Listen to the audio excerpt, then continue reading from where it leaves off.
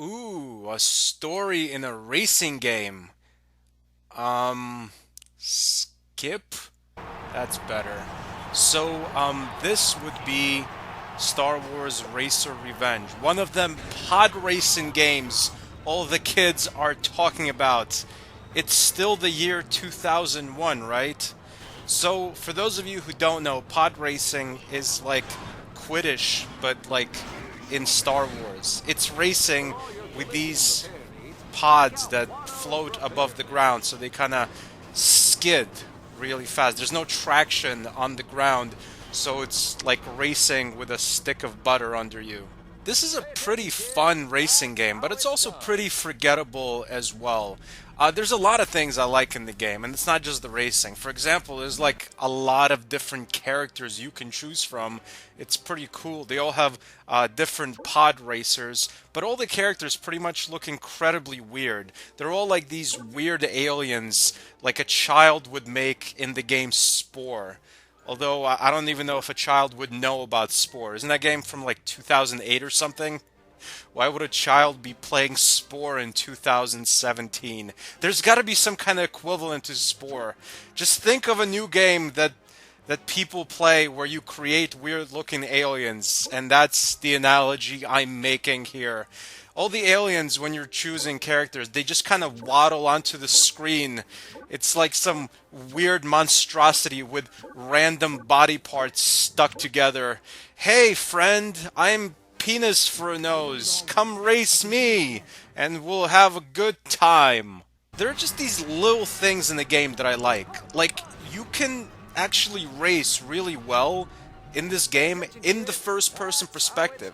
Most racing games, when you go into first person, it's virtually impossible to race. Mostly because you can't tell how far away you are from the enemies, and you can't tell where your car ends and begins. So in first person, it's almost impossible to make turns. In first person, for any other racing game, you'll be hitting the walls and skidding and flipping out all the time. In this game, you can race great in first person, even while you're going crazy fast. I think it's mostly because even in first person, you can see like the front bumper or whatever it's called, the front engine of your pod racer. So even in first person, you can kind of calculate how far away your pod is from the other pods and from the environment. But you don't have to race in first. Third person, you can race just as well in any perspective. And the racing itself is super fun. The graphics for 2002 are fantastic, and you're going super fast. And you would think when you're going super fast, there's going to be a ton of crashes. But because, like I said, it feels like you're sliding, you're not really like on the ground. You're just above the ground and sliding, just hovering super fast. It's very easy to make turns, but even if you don't make a turn, even if you hit a wall, the walls don't have you die right away. A lot of racing games, you touch a wall and you just explode instantly, like you're made out of TNT. In this game, it takes a while for your pod to be destroyed. You slowly, as you crash into other pods, as you skid and crash into walls, slowly your pod deteriorates, and you see that on your pod. You see how like it starts to smoke. There's like things breaking off, and then over time it explodes or breaks down, but it doesn't happen right away. I like the fact that this game is a lot like real racing. A car doesn't just explode automatically when it touches a wall in real life. Cars are made out of solid things. They're not made out of graham crackers and a piece of the hydrogen bomb. I've always loved Star Wars pod racing games, and I think it's mostly because when I was a kid in like the year 1999 or something like that, one of the first ones, I think it was for the N64, they were showing demos of it, and kids actually got to play a little bit in Toys R Us in my neighborhood in Bay Ridge, Brooklyn. And everybody, literally everyone in the store, all the kids, while all the adults are walking around buying things, we would all stand around these TVs, and there were other games you can try out, but everyone was just standing around waiting for their turn to play the pod racing game. Not because necessarily they were crazy fans of Star Wars. I'm sure some of them were.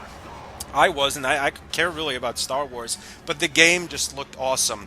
and this the sequel to one of those games, it looks just as good. I mean, they didn't really change anything from the last pod racing games for like the N64 or whatever, the PS1, whatever systems they were on, but you don't need to change anything. It just works. It's fun, smooth, fast pod racing. But Stan, good sir, how would this racing game compare to other racing games you've reviewed over your almost 10-year illustrious career as a YouTube video making whore? Well, let's compare a couple. Let's take a game from, say, the PlayStation 1, Chocobo Racing. It's a game where you race chocobos and other things from the Final Fantasy universe. It's not as cool as this pod racing game, mostly because that game was a lot slower. It was a lot more like Chocobo meets Mario Kart. This game is just way too slick and fast. And also, even though I'm a fan of Final Fantasy, none of the environments really reminded me of things from at least my favorite Final Fantasy games. In this game, when you're playing, it feels like you're actually in Star Wars. It feels like you're racing through these alien planets and futuristic giant alien cities with populations of billions of people and aliens. It's pretty awesome. Yeah, this game is definitely a lot better than Chocobo Racing. Chocobo Racing is a much more kiddie racing game compared to this. But let's take a game that's very similar to Star Wars Racer Revenge, and that would be Mega Race 3, an awful PC game I reviewed something like 3 or 4 years ago. And yeah, it is an awful PC game, so you guessed it, it doesn't hold a candle. Even though Mega Race 3, I feel like it borrows a lot from pod racing games. Maybe not this one, but just pod racing in general. You're racing in these futuristic alien worlds. You can do loops and flips and whatever. And you're just gliding off the ground. So the controls are very similar. The only difference is Mega Race 3 had a lot of technical issues, a lot of glitches from what I remember. It was just a glitched, broken version of Star Wars Racer Revenge. So yeah, that's a racing game that wouldn't even hold a candle to this one. And the third racing game I want to compare to this one would be a really old school game, GP Rider for the Game Gear.